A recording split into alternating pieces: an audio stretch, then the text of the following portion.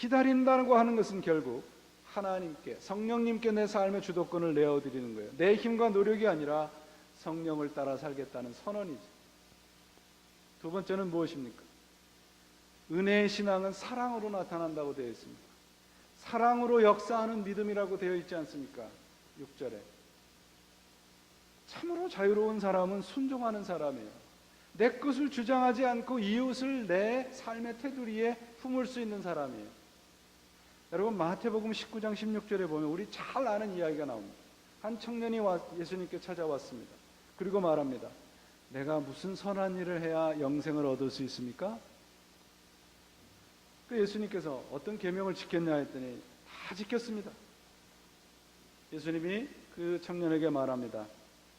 한 가지 부족한 것이 있는데 이제 당신이 가지고 있는 소유를 팔아서 가난한 사람들에게 나눠주십시오.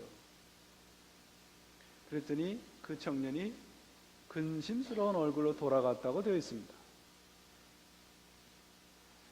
여러분, 제가 이 말씀을 가지고 왜 여러분 헌금 안 하세요? 헌금을 강조하는 구절입니까? 이 구절이? 아닙니다. 이 청년의 죄는 무엇인가요? 죄를 짓지 않으려고 하는 마음은 있는데 사랑하는 마음까지 가 있지 않다는 거예요. 율법은 지키되 복음에는 와 있지 않은 겁니다. 예수님이 묻는 거예요. 내 소유를 팔아라. 그 말은 내가 갖고 있는 것이 내 소유가 너의 주인이 아니라면 왜 못 주느냐 그런 말이에요. 왜 자유롭게 손을 펴지 못하느냐 그런 말입니다. 우리들에게, 이 청년에게 묻는 거예요. 예수님이 내 삶의, 내 인생의 주인이 누구냐. 청년이 근심스러운 얼굴로 돌아갔다는 것은 그 청년의 삶의 주인이, 인생의 주인이 그가 갖고 있는 소유라는 것을 보여주는 것입니다. 은혜를 받은 사람은 누군가요? 하나님의 소유가 돼서 이 세상의 것을 자유롭게, 그래서 남을 사랑할 수 있는 존재까지 되는 겁니다. 반대로 은혜스러운 사람이 아닌 사람들은, 율법주의자들의 모습을 우리가 알으면 거기에 따라가지 않을 수 있겠죠. 로마서 11장 이하에 보시면, 11장 7절 이하에 보시면 나옵니다. 첫째로 완악한 모습입니다. 완악하다는 건 돌처럼 굳어서 딱딱하다는 겁니다. 내가 하나님을 찾을 수 있다는 자신감, 내 능력과 내 노력으로 하나님의 구원을 얻을 수 있다는 자신감으로 결국 교만하여져서 완악하게 되는 겁니다. 이들의 결과는 죽음입니다. 두 번째는 혼미한 심령으로 보지 못하고 듣지 못하는 귀를 가지고 있다고 되어 있습니다. 혼미하다는 것은 마취 상태예요. 보지 못하는 눈이란 육적으로 보이는 것으로만 쫓아다닌다 그런 말입니다. 영원한 생명에 관심이 없는 거죠. 세 번째, 은혜가 없는 사람들의 모습은 로마서 11장 9절입니다. 밥상이 올모와 덫과 거치는 것과 보응이 된다고 되어 있어요. 이 말씀은 설명이 필요합니다. 여러분, 오늘 아침 잡숫고 오셨어요? 밥 왜 잡수세요? 밥 먹고 힘 얻어서 일하려고 하는 거죠. 삶을 살아가려고 하는 겁니다. 그런데 율법주의자들의 모습은 여기에 뭐라고 되어 있냐면 내가 밥을 먹는 만큼 죄를 짓는다는 거예요. 그러니까 내가 지금 한 숟갈 뜨면 한 숟갈 죄를 짓는 힘을 얻는 것이 율법주의자들의 모습이라는 거예요. 그러니까 내가 대하는 식탁은 뭐가 되는 겁니까? 죄를 짓는 도구가 되는 거예요. 누가요? 율법주의자들. 하나님이 함께 하지 않은 식탁은 죄를 짓는 데 필요한 힘을 얻는 장소가 된다는 겁니다. 네 번째, 이들의 모습은 등이 굽어 있습니다.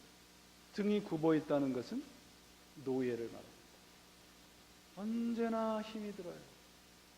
언제나 근심스러워요. 은혜스러운 사람은 그렇지 않습니다. 사랑하는 여러분, 성경은 우리들에게 요구합니다. 그리고 도전하고 묻습니다. 오늘 너의 주인이 누구냐? 내 자신을 주인으로 섬길 것이냐, 하나님을 주인으로 섬길 것이냐 묻고 있습니다. 이 싸움이 할례와 복음의 싸움이고 참신앙과 거짓 신앙의 싸움입니다. 기독교 신앙은 하나님을 내 스타일로 만드는 게 아니에요. 여러분, 여러분이 좋아하는 어떤 물건이나 좋아하는 사람들 보면 젊은 사람들 그러대. 아, 저 사람 저거 딱 내 스타일이야. 그러죠. 신앙을 내 스타일로 만들면 안 돼요. 기독교 신앙은 내가 하나님의 스타일로 바꿔져 가는 거예요. 은혜 받았다라고 하는 고백을 하는데요. 그저 단순히 구원을 깨닫고 기쁨과 감격의 단계만 머물러 서셔서는 안 됩니다. 은혜 받은 두 번째 단계, 변화의 단계까지 나아가셔야 되고, 하나님 중심의 삶으로 우리의 삶이 변화되어야 하는 겁니다. 은혜 받은 사람의 가장 성숙한 세 번째 단계는 뭐냐 하면, 오늘 본문에 나오는 말씀처럼 믿음이 사랑으로 나타나는 거예요. 내 안에 하나님의 은혜가 삶의 동력이 돼서 그 은혜를 가지고 이웃까지 나아가는 겁니다. 여러분에게 오늘 말씀을 결론을 내립니다. 주님이 말씀하십니다. 굳게 서서 다시는 종의 멍에를 매지 말라.